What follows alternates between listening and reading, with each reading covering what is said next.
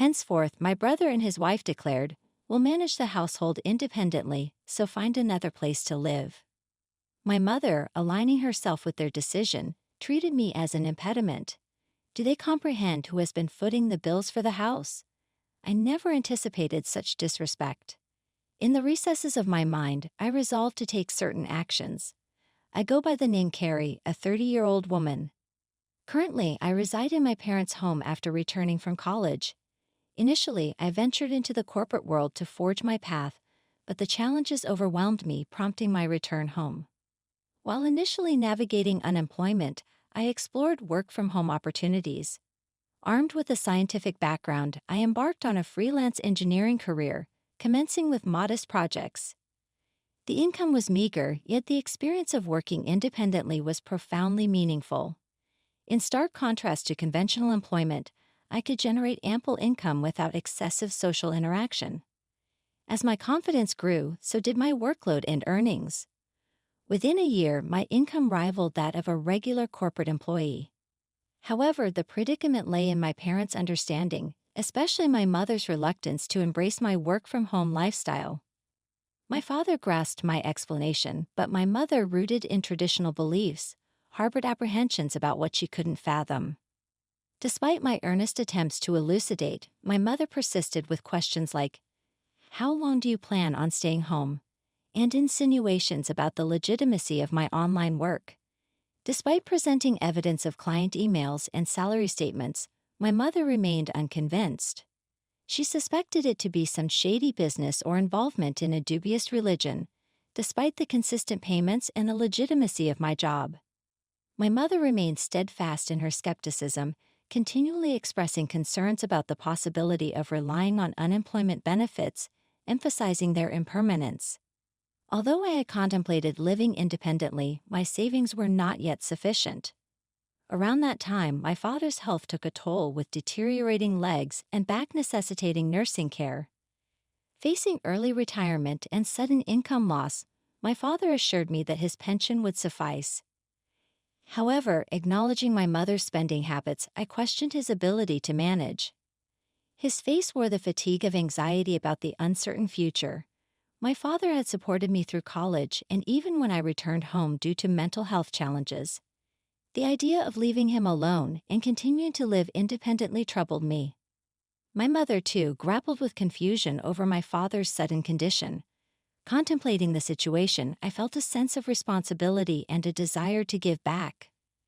Reassuring my father, I pledged to support the family from that point onward.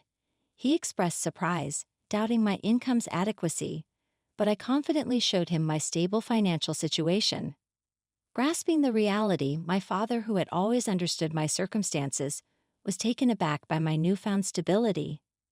Encouraged by his understanding, I offered to help with household expenses, medical bills, and other financial obligations. Each month, I transferred a certain amount to my father's bank account, shouldering a significant part of the financial burden. As my mother had been using my father's credit card, I created a new main card and provided her with a supplementary card. My father, mindful of saving money, urged my mother to follow suit. In response, my mother questioned whether I should be asked to leave the house. I pointed out my financial contributions and emphasized that it would be more challenging without my support. Skeptical, my mother remained unconvinced and suspicious of my assistance. It took my father's persuasion to finally gain her agreement, allowing me to continue living with them. Continuing my work and household responsibilities, I found my mother increasingly taking my assistance for granted. Her strictness intensified with constant remarks about the speed of my chores. "Can't you finish your chores faster?" she would complain. I explained the challenge of multitasking while working, but she dismissed my concerns. The strain on my relationship with her became apparent and seemed irreparable. In contrast, my father, understanding my efforts, provided much-needed support. Despite this strained dynamic, we persevered in this manner for a year. After a year, my father's health took a sudden downturn, requiring hospitalization. Visiting him daily, I shared moments of concern and reassurance. Aware of the strain on me, my father expressed gratitude, acknowledging the difficulties in my relationship with my mother.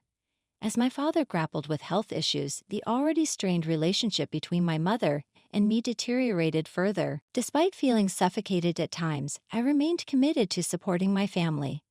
Recollections of my mother's past efforts, especially during my student days, kept me steadfast in this commitment.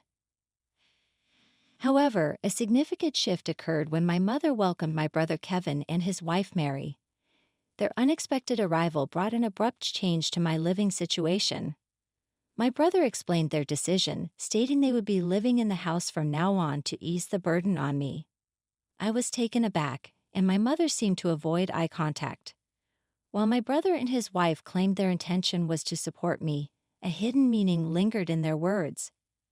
My mother, expressing gratitude, subtly hinted at my need to contribute more to the household. Despite the surprise, I learned that my brother, a graduate of a prestigious college, had joined a reputable company. The unexpected turn of events left me questioning the true motives behind my brother and his wife's presence in our home.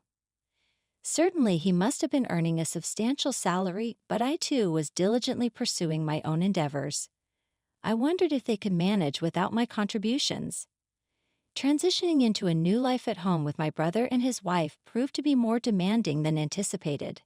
"Wake up, Carrie, make breakfast," my brother's wife hollered, banging on my door. Fully awake and already engrossed in my work as a morning person, I explained that I was already up and working. Despite my work commitments, they insisted that I prepare breakfast. "Get on with it and get breakfast ready," she demanded.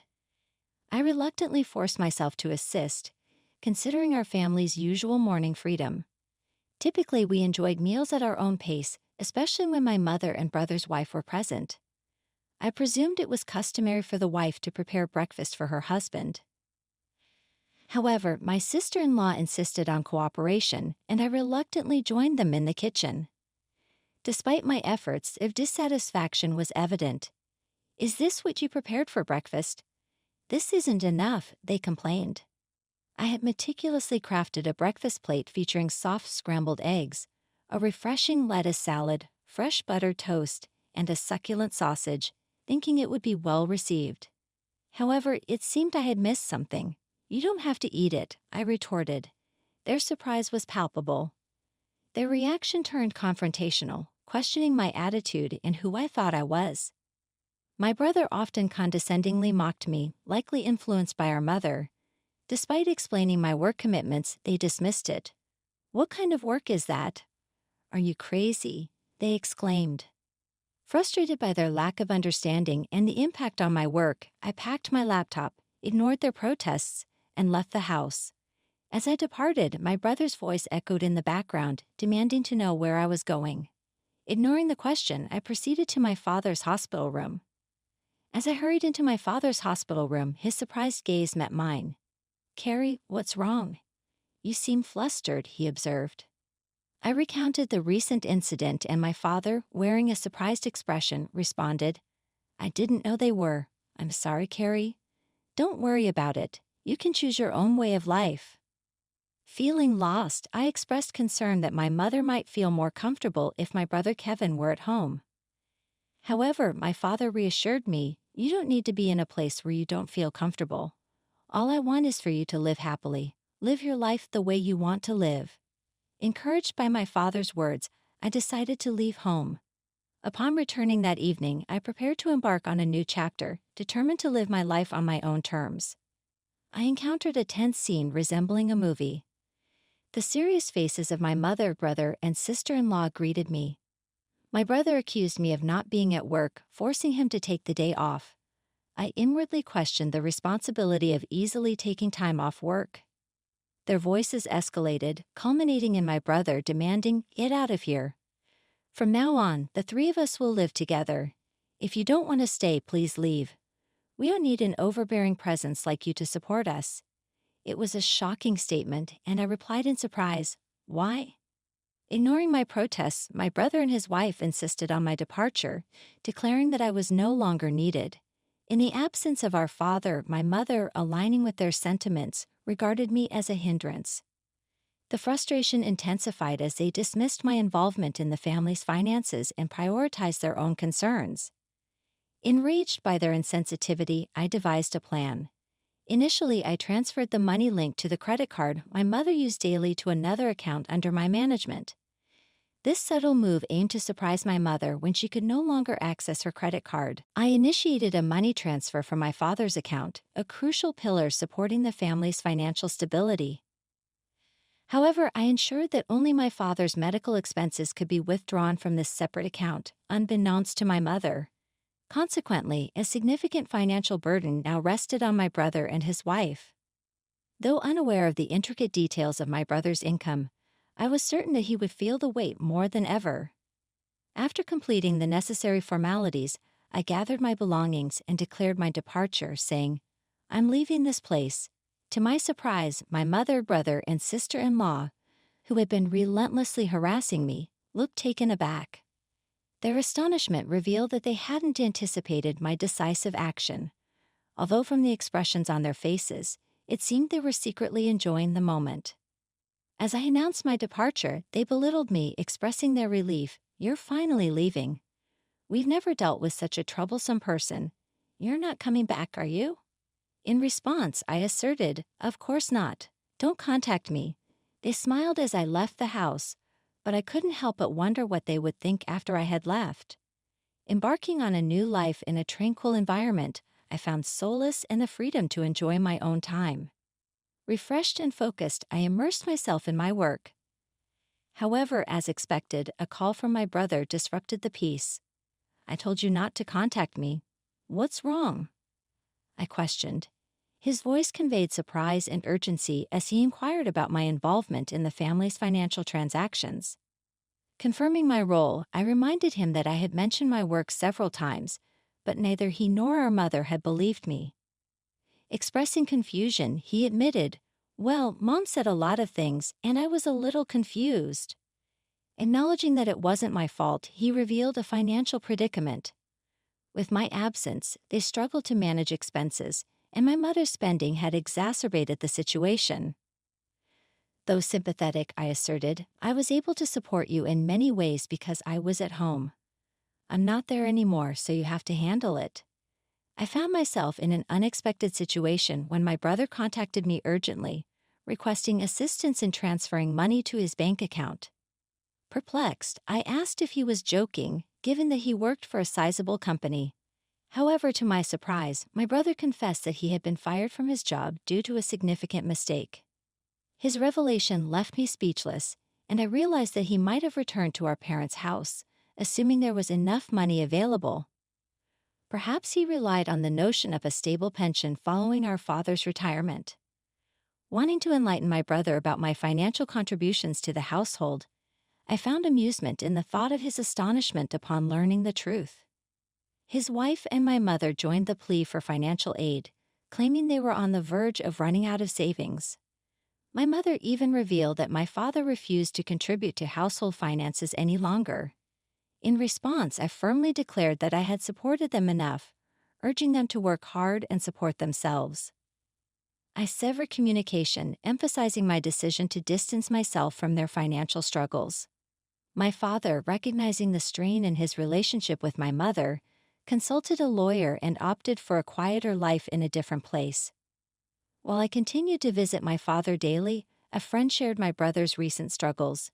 He had moved into a modest apartment, leading a frugal life. My mother, once a homemaker, faced challenges in her second job, while my brother found it difficult to adapt to the opinions of his colleagues. Despite his wife's efforts, she succumbed to the pressure and departed, leaving my brother and mother to navigate their challenges together. Concerns lingered for my mother, who maintained her habit of overspending, accumulating debts.